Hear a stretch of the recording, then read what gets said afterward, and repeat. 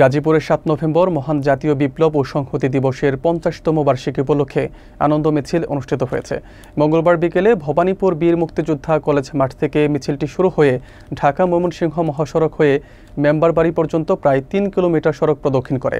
অনুষ্ঠানে সভাপতিত্ব করেন গাজীপুর সদর উপজেলা বিএনপির আহ্বায়ক আলহাজ আবু তাহের মুসল্লি।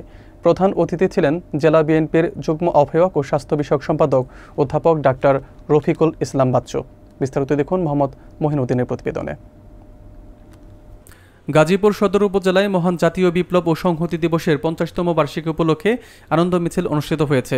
মঙ্গলবার বিকেলে ভবানীপুর বীর মুক্তিযোদ্ধা কলেজ মাঠ থেকে শুরু হয়ে মিছিলটি ঢাকা ময়মনসিংহ মহাসড়ক ধরে মেম্বারবাড়ি পর্যন্ত প্রায় ৩ কিলোমিটার পথ প্রদক্ষিণ করে।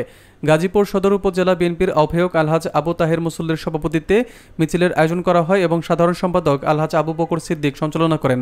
প্রধান অতিথি ছিলেন জেলা বিএনপির যুগ্ম আহ্বায়ক ও স্বাস্থ্য বিষয়ক সম্পাদক অধ্যাপক ডাক্তার রফিকুল ইসলাম বাচ্চু।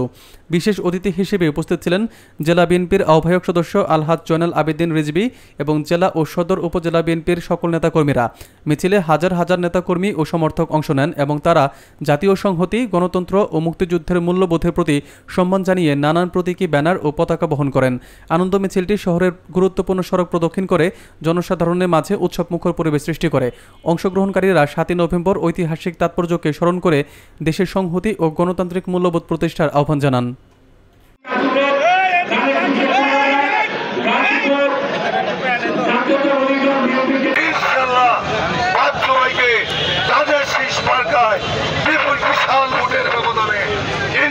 নির্বাচন করে আপনার হাতে তুলে দেব।